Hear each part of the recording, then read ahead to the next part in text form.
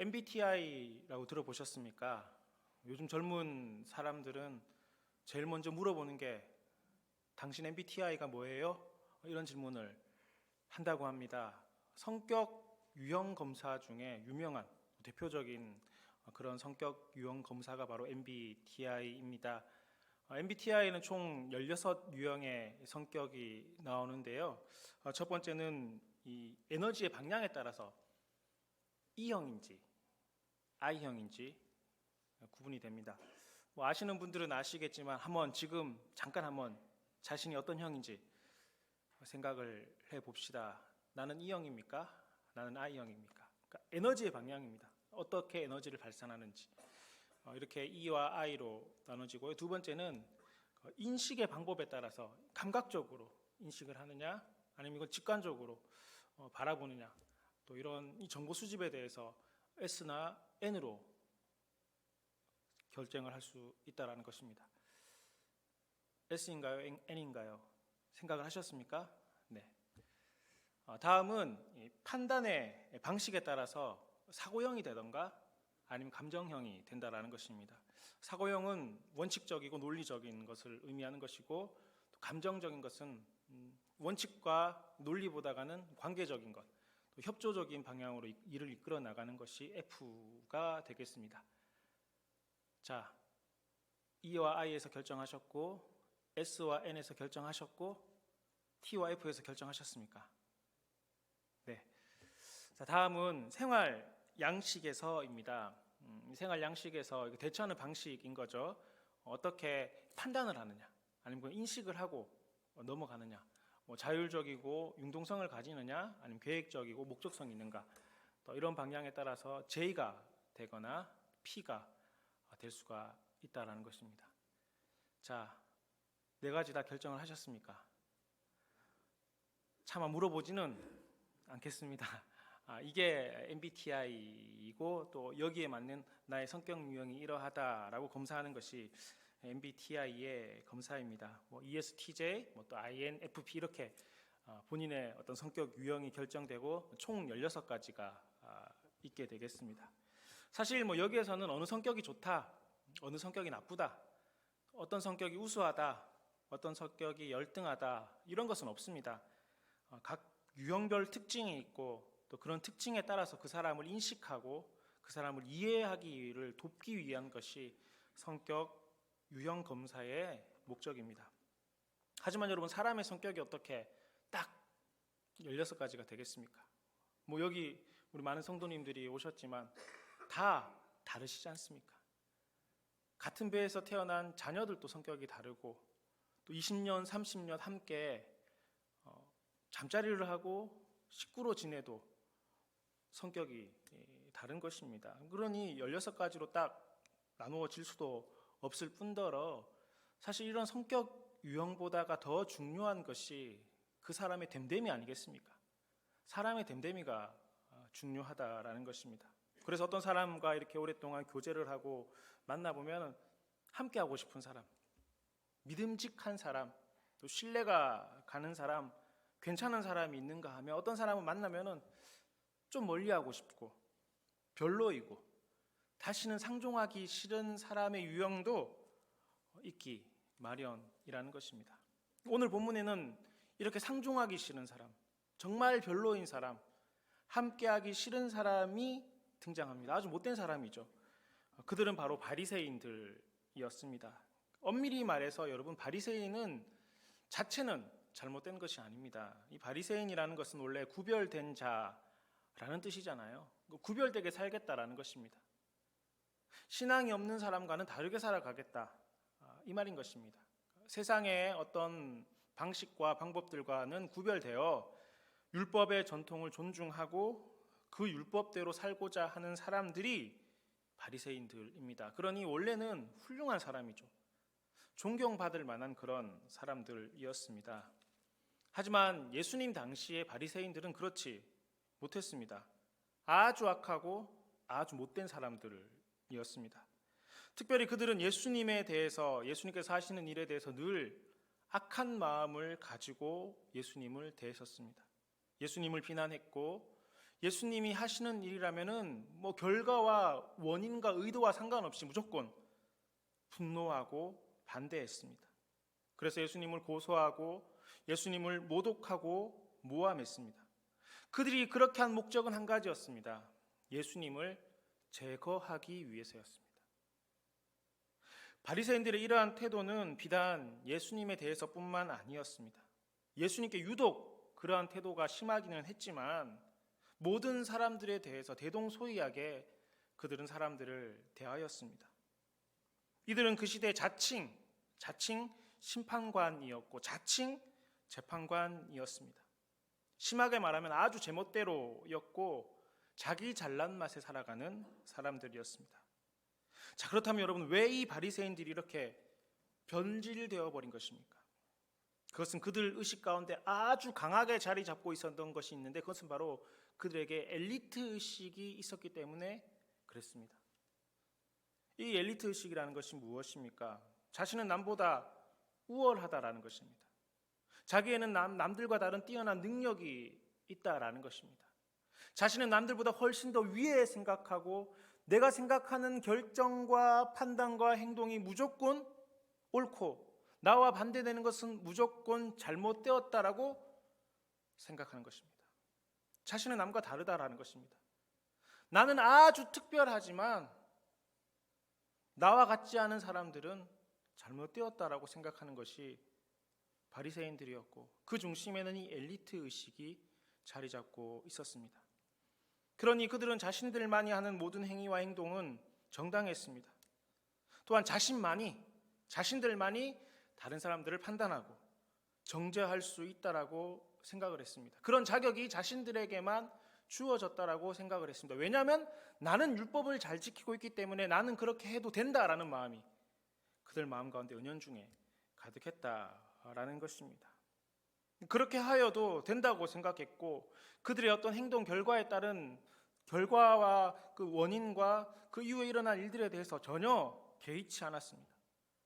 자신들의 행동으로 인하여 잘못된 결과가 일어난다 할지라도 죄의식 자체를 가지지 않았습니다. 왜냐하면 내가 하는 게 옳으니까. 내가 하는 일을 하나님께서 인정하셨으니까. 그 사람들이 어떠한 결과를 가져온다 할지라도 죄의식 자체를 가지지 않았던 것입니다. 그러다 보니 그들은 유다 사회에서 큰 소리치는 계층이 되었습니다. 사회 여론도 그들에 의해서 주도되었습니다. 오늘 읽었던 본문의 말씀 계속 연결되는 말씀이죠. 바로 위의 본문들과 계속 연결되는 그런 말씀인데 바로 위에 있었던 일을 보시면 예수님께서는 귀신 들려 눈 멀고 말 못하는 사람을 고치셨습니다. 그러자 많은 무리들이 이를 보고 이는 다윗의 자손이 아니냐, 다윗의 자손이다, 성경에서 예언한 메시아다 놀라고 기뻐했습니다. 그런데 바리새인들은 그런 사람들의 이야기를 듣자마자 그들의 이야기를 정정했습니다. 아니다. 그는 바알세불의 도움을 받았다. 귀신의 왕의 도움을 받아서 귀신을 쫓아낸 것이다. 그러니 그는 다윗의 자손 메시아가 아니라 귀신의 도움을 받는 사악한 존재다라고 예수님을 모함했던 것입니다. 매사 이런 식이었습니다. 예수님을 모함하고 무리들을 선동했습니다. 그래서 모으기를 힘쓰는 모으시기를 원하셨던 예수님의 사역을 방해했습니다. 그래서 성령을 모독하였고 성령님의 사역을 회방하였습니다. 그래서 우리가 요 앞에 말씀을 보면 이런 성령을 회방하는 자는 용서받지 못한다라고 주님께서 그들에게 말씀하시고 그들에게 경고하셨던 것입니다. 그리고 이런 바리새인들에 대해서 예수님께서 한 번 더 하신 말씀이 오늘 본문의 말씀입니다. 예수님께서 뭐라고 말씀하셨습니까? 바리새인들을 가리켜 독사의 자식들이라고 말씀하셨습니다. 굉장히 심한 욕이죠. 악한 너희가 어떻게 선한 말을 할 수 있겠느냐? 선한 말을 못한다라는 것입니다. 왜냐하면 너희들 머릿속에는 악한 것들이 가득하기 때문에 악한 마음과 생각을 가지고 있는 너희는 도저히 선한 말을 할 수 없다. 그 말을 하신 것입니다. 악한 사람에게는 악한 것만 나온다 말씀하신 것입니다. 하지만 악한 것을 내는 너희는 심판날이 반드시 올 것인데 반드시 그때는 신문을 받게 될 것이고 특별히 너희들이 했던 그 말, 너희가 지금 하고 있는 그 말로 말미암아 정죄함을 받게 될 것이다 라고 예수님께서 그들에게 말씀하셨던 것입니다. 예수님은 아주 직설적으로 그리고 명확하게 경고하시고 그들에게 말씀하셨습니다. 여러분, 정말 그렇습니다. 예수님의 말씀처럼 바리새인들에게는 정말 선한 것이 없었습니다.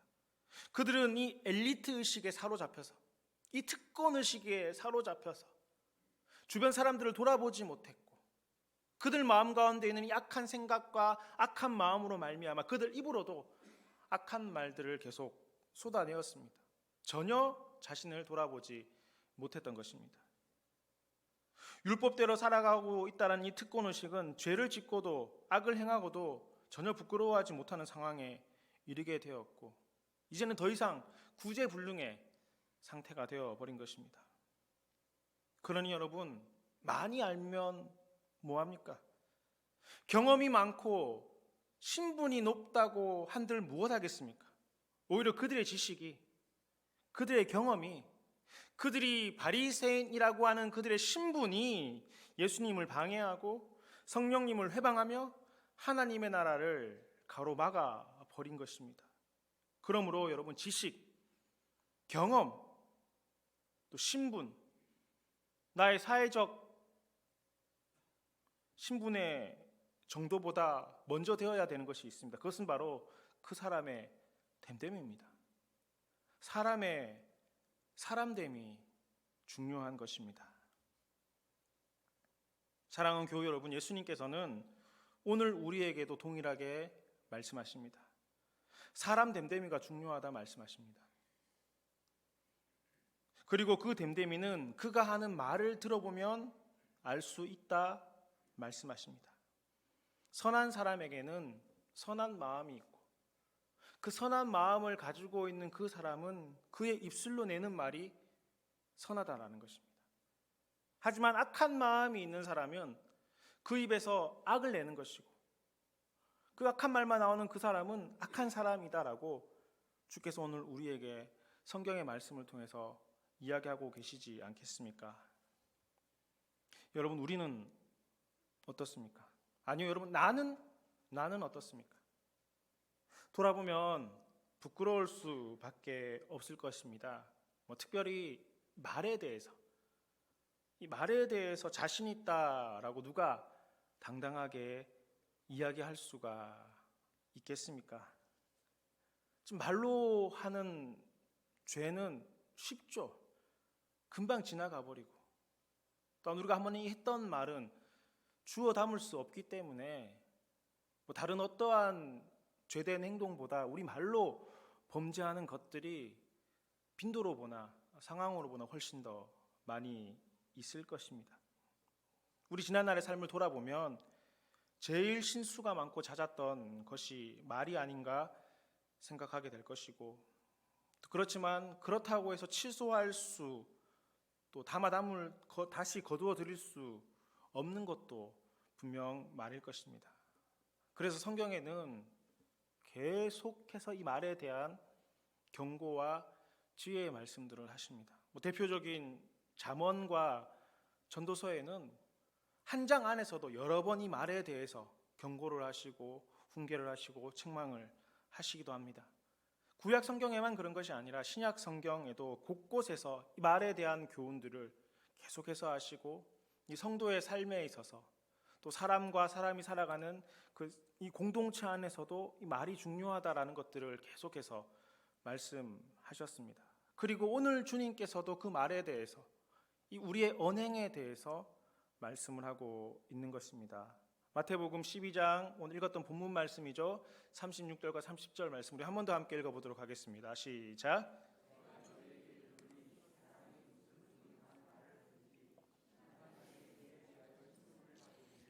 내 말로 의롭다함을 받고 내 말로 정죄함을 받으리라. 아멘. 결국 예수님께서 하시고자 하는 말씀의 요지는 우리가 한 말에 대해서 스스로 책임을 져야 된다는 것입니다.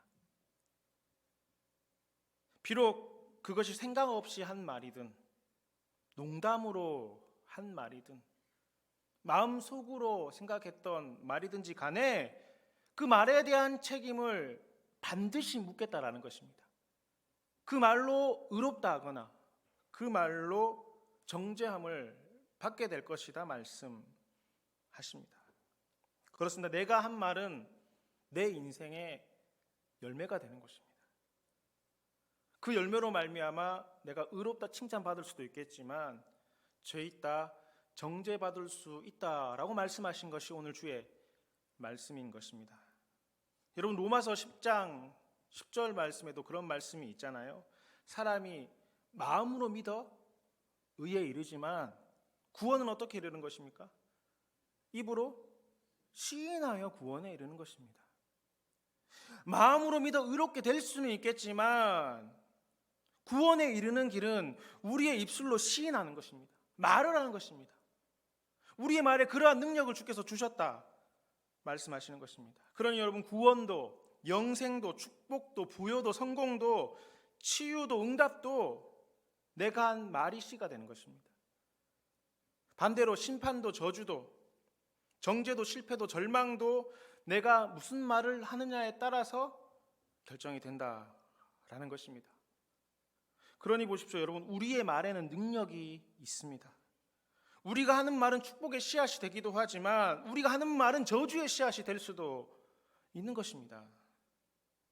참으로 두려운 사실이 아닐 수 없습니다. 말씀으로 세상을 지으신 하나님께서는 우리가 하는 그 말에 이토록 큰 권능을 허락하셨습니다.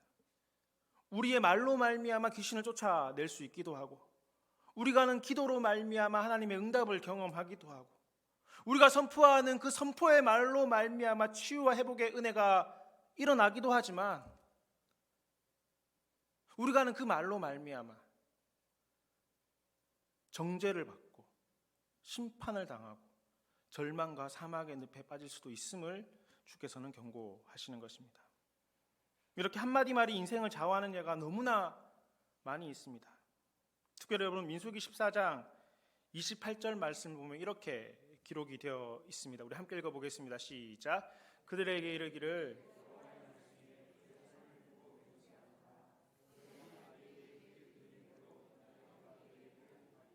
아멘. 여호와 하나님께서 어떻게 하셨습니까? 맹세해서 말씀하셨습니다. 주의 말씀입니다.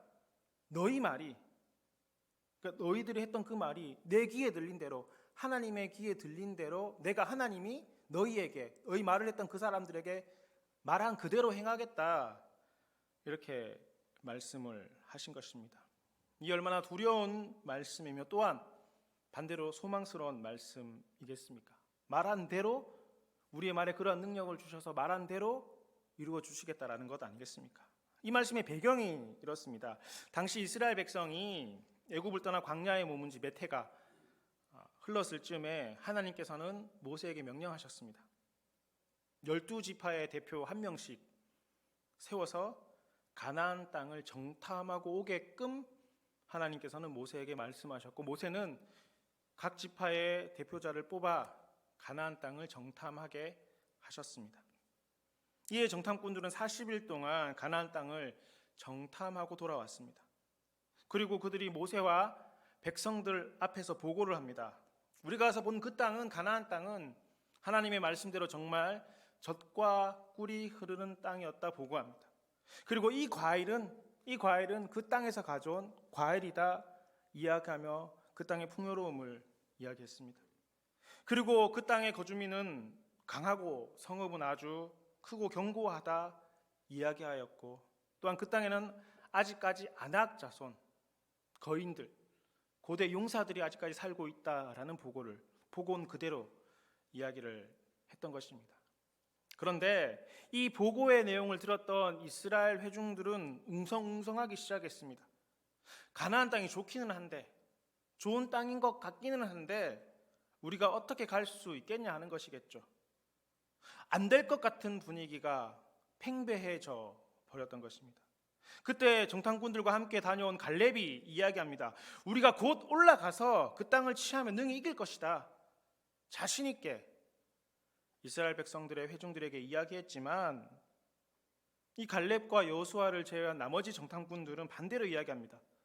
우리는 그 백성을 능히 이기지 못할 것이다. 그들은 우리보다 강하다. 그 땅은 거주민을 삼키는 땅이다. 그에 비하면 우리는 메뚜기와 같고 그들도 우리에 대해서 그렇게 생각할 것이다 라고 이야기를 했던 것입니다. 이런 이 10명의 정탐꾼의 이야기를 들었던 이스라엘 온 회중들은 울며 밤새도록 통곡하였다라고 성경은 기록하고 있습니다. 성난 회중들은 울며 자신들의 신세를 한탄했습니다. 그리고 여기까지 자신들을 이끌어냈던 모세와 아론을 원망하며 급기야 새로운 지휘관을 세워 다시금 우리가 애굽으로 돌아가자, 애굽에서 삶이 좋았다, 애굽의 삶이 행복했다 라고 이야기하며 애굽으로 돌아갈 것을 회중들 사이에서는 이야기를 했던 것입니다. 그때 여호수아와 갈렙이 다시 말합니다. 이 땅은 하나님께서 우리 조상 아브라함으로 말미암아 약속하셨던 약속의 땅이고 그러므로 우리는 하나님을 거역하면 안 된다 이야기했습니다. 그러니 그 땅 거민을 두려워할 필요가 없다라는 것입니다. 비록 그들이 강하고 큰 성읍을 가지고 있고 그들이 대단한 사람들이라 할지라도 우리는 하나님께서 약속하신 땅으로 가는 것이고 그 약속을 이루어 주실 분은 하나님이시기 때문에 두려워할 필요가 없다 이야기하고 그들은 우리의 밥이다. 그들은 우리의 적수가 되지 못한다. 왜냐하면 하나님께서 우리를 도와주시기 때문이라 말씀하였습니다. 하지만 이 말을 들었던 이스라엘 백성들의 마음은 움직이지 않았습니다. 오히려 돌을 들어 모세와 아론과 그리고 그렇게 이야기했던 여호수아와 갈렙을 죽이고자 하였던 것입니다. 바로 그 순간 여호와의 영광이 나타나서 하셨던 말씀이 방금 전에 읽었던 민수기 14장 11절과 28절의 말씀입니다. 여호와께서 모세에게 이르시되, 주님이 하신 말씀이죠. 이 백성이 어느 때까지 나를 멸시하겠느냐. 멸시한다라는 것입니다. 내가 그들 중에 많은 이적을 행하였으나 어느 때까지 나를 믿지 않겠느냐. 믿지 못한다라는 것이죠. 그래서 하신 말씀이 내 삶을 두고 하나님 자신을 두고 맹세하는데 너희 말이 했던 그 이야기대로 너희 입술로 했던 그 말대로 내 귀에 들린 대로 내가 너에게 그대로 행해 주시겠다 말씀하신 것입니다. 보십시오. 하나님께서는 그분의 귀로 들으신 대로 행하시는 분이십니다. 우리가 생각 없이 함부로 말할지 몰라도 하나님께서는 우리 입 밖으로 나왔던 모든 이야기를 진지하게 듣고 계시고 그대로 행하십니다. 내가 지난날 나는 아무 생각 없이 농담으로 그냥 했던 그 말도 우리 주님께서는 하나하나 기억하셔서 그 말대로 이루시겠다 말씀하시는 겁니다. 여러분 어떻게 할 것입니까? 그러므로 이러하신 하나님 앞에서 어찌 함부로 우리가 경솔하고 불손하고 경건치 못하고 시기하고 우롱하고 비하하고 부정적인 말을 함부로 할 수가 있겠습니까? 참으로 복 있는 사람은 어떠한 상황이 있다 할지라도 축복의 말을 하는 것입니다. 유익하고 참되고 선하고 아름답고 긍정적이고 적극적인 말을 해야 하는 것입니다. 그러므로 여러분 우리는 이제 우리의 말을 다듬고 또 다듬어야 합니다. 믿음의 말, 축복의 말, 거룩한 말이 아니면 나는 다시는 내 입 밖으로 그러한 말을 하지 않겠다 다짐해야 하는 것입니다. 내 입으로 하는 말, 난 아름다운 말만 하겠다, 선한 말만 하겠다, 긍정적인 말, 적극적인 말, 거룩하고 주님이 기뻐하시는 언행으로 살아가겠다 다짐하시고 또 다짐하셔야 되는 것입니다. 왜냐하면 그 말로 말미암아 하나님께서 우리의 삶에 그대로 행하신다 말씀하고 계시지 않습니까? 말하는 것을 보면 그 사람이 복을 받을 만한 사람인지 복을 쏟을 사람인지 분별할 수가 있는 것입니다. 여러분 나는 괜찮습니까? 이런 주님의 말씀에 비추어 나 괜찮습니까? 우리 괜찮은 겁니까? 되돌아보면 내 복을 내가 차버린 것이 한두 번이 아님을 발견하게 될 것입니다. 참으로 후회스럽고 통탄한 이들이 많을 것입니다. 하지만 여러분 그건 이미 지나간 일입니다. 지금부터 지금 이 순간부터 이제 우리의 말을 다듬어야 할 것입니다. 사랑하는 교우 여러분, 여러분의 MBTI는 무엇이었습니까? ESTJ이셨습니까? 아니면 INTP이신가요? 내 성격은 원래부터 그러니 안 바꾼다. 내가 이 나이에 성격을 어떻게 바꾸겠어? 어쩔 수 없다. 그런 마음이신가요? 아니면 내 성격대로, 내 성질대로 나는 편하게 살다 갈 거야. 내 성격이 이러니까 당신이 나를 이해해야지. 혹 그런 마음을 가지고 계신 분은 여기 계시지 않으시겠죠? 여러분, 우리는 그 성격 유형이 어떠하든지 전혀 상관이 없습니다. 우리 그리스도인들의 MBTI는 NCIJ형입니다. NCIJ. 누가 당신 MBTI 뭐예요? 물어보면은 다음부터 이렇게 말씀하십시오. 내 MBTI는 NCIJ형이다. 이렇게 이야기하시면 됩니다. 뭐죠? 뭔가 있을 것 같긴 한데 잘 유추가 안 되시죠? 자, 방송실 띄워주시겠습니까? New Creation in Jesus. New Creation in Jesus. 무슨 뜻입니까? 그리스도 안에 새로운 피조물이라는 것입니다. 여러분, 우리 성격의 유형은 모든 그리스도인들은 그리스도 안에 새로운 피조물형입니다. 여러분, 우리는 새롭게 되었습니다. 믿으십니까? NCIJ. 어떻게 괜찮습니까? 이거 제가 한 겁니다. 어디 가서 쓰실 때 제가 했다고 꼭 이야기를 하십시오. 제가 인터넷 찾아보니까 아무도 이런 이야기 안 했더라고요. 네, NCIJ형. 네. 여러분, 우리 모두는 예수 그리스도 안에서 새로운 피조물입니다. 이전 것은 지나갔으니 보라 새 것이 되었도다 말씀하셨습니다. 옛날에 어떠한 성격이든지, 옛날에 어떠한 말을 했든지, 예전에 소시적에 한 번 안 한 사람 어디 있습니까? 네, 다 한 성격, 한 성질 다 하셨잖아요. 안 그런 사람이 세상에 어디 있습니까? 그렇지만 여러분, 우리는 주님으로 말미암아 새로운 피조물이 되었습니다. 이게 우리의 성격 유형이고 이게 우리의 성격 기질이라는 것입니다. 그렇습니다. 여러분, 우리는 새 것이 되었습니다. 이전의 악한 마음, 악한 생각, 나쁜 습관, 죄악된 행동들에 대해서 예수님께서 완전히 새롭게 해주셨습니다. 우리의 영과 혼과 육을 만져주셨습니다. 기질을 만지셨습니다. 새 것이 되게 하셨습니다. 그러니 우리 스스로 우리 자신이 새 것이 되었다라는 확신을 가지고 새 것답게 살아가야 하지 않겠습니까? 여러분, 새 것 사시면 아끼시잖아요. 하다못해 새 핸드폰을 사시면은 케이스도 끼우시고 뭐 비닐 같은 것도 붙이시고, 혹시 그것도 상하실까봐 지갑 같은 걸로 하셔서, 혹시 그것도 다치실까봐 핸드폰 백에 넣으시고 그렇게 하시지 않습니까? 새 것이 되었습니다. 새 것처럼 행동해야 되는 것입니다. 그러려면 먼저 우리의 말부터 바꿔야 합니다. 말로 하나님께 무례를 범하지 않도록 유의해야 합니다. 우리 얼마나 돌아보면은 농담으로라도 하나님을 원망하고 또 하나님께 불손한 이야기를 하지는 않으셨습니까? 우리 이제 말로라도, 농담으로라도, 생각으로라도 하나님께 무례를 범하지 않도록 유의해야 하는 것입니다. 선한 말을 하도록 생각하고 또 생각해야 합니다. 거룩한 말을 하도록 늘 유념해야 하는 것입니다. 내가 하는 이 말이 지금 거룩한 말인가? 듣는 그가 내 말로 말미암아 이 거룩함을 느낄 수 있을까? 이걸 고민해야 된다라는 것입니다. 그래서 믿음의 말을 합시다. 사람을 살리는 말을 해야 하는 것입니다. 은혜를 끼치는 말을 해야 하는 것이고 덕스러운 말을 해야 하는 것입니다. 위로의 말을 하시고 힘을 주는 말을 하고 긍정적인 말을 하고 적극적인 말을 하고, 무엇보다 하나님께서 원하시고 기뻐하시는 말이 무엇인가 생각하고 그 말을 할 수 있도록, 그런 말과 행동을 할 수 있는 우리 자신들이 될 수 있도록 우리의 말을 먼저 바꾸어 나가야 된다라는 것입니다. 사랑하는 교우 여러분, 우리 말에는 힘이 있습니다. 우리가 하는 말에는 능력이 있습니다. 하나님께서 우리에게 그런 힘과 능력을 주셨습니다.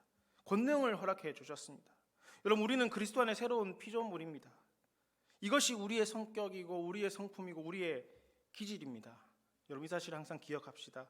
그래서 선한 말을, 그 선한 말로 말미암아 선한 열매를 맺을 수 있는 저와 여러분 모두가 되실 수 있기를 간절히 축복합니다.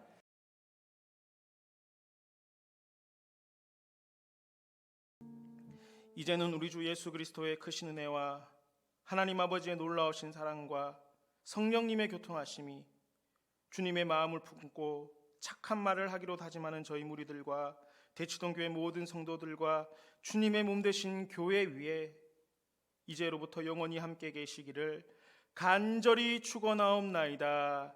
아멘.